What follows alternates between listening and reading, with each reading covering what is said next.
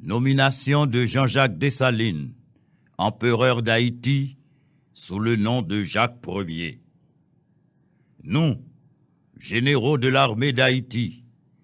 désirant consacrer par un acte solennel le vœu de notre cœur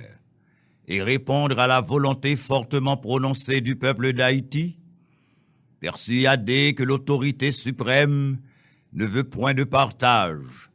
et que l'intérêt du pays exige que les rênes de l'administration soient remises entre les mains de celui qui réunit la confiance, l'affection et l'amour de ses concitoyens. Bien convaincus par une nouvelle expérience et par l'histoire des nations,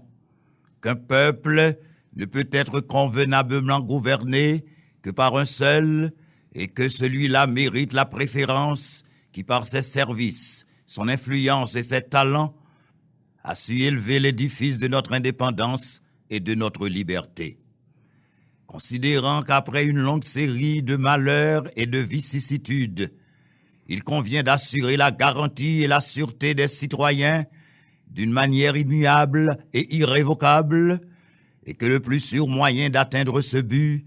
est de décerner au seul chef capable de représenter et de gouverner dignement la nation un titre auguste et sacré qui concentre en lui les forces de l'État, qui en impose au dehors et qui est au dedans le gage de la tranquillité. Considérant que le titre de gouverneur général décerné au citoyen Jean-Jacques Dessalines ne remplit pas d'une manière satisfaisante le vœu général, puisqu'il suppose un pouvoir secondaire dépendant d'une autorité étrangère dont nous avons à jamais secoué le joug. Sans avoir plus longtemps égard au refus constant et obstiné du citoyen Jean-Jacques Dessalines d'accepter une puissance que le peuple et l'armée lui avaient déléguée dès l'époque où notre indépendance a été proclamée, puisque ce refus contrarie les intérêts, la volonté et le bonheur de ce pays, déférons au dit citoyen Jean-Jacques Dessalines le titre d'empereur d'Haïti et le droit de choisir et de nommer son successeur. Désirons que cette expression libre de nos cœurs et déjà provoquée par le peuple soit offerte à sa sanction sous le plus bref délai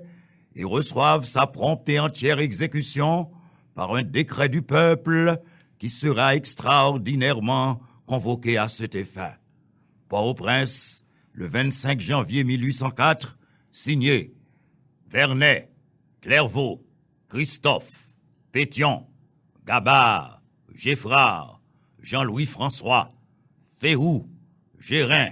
Magny, Raphaël, Lalondrie, Paul Romain, Caproy, Cangé, Jean-Philippe Do,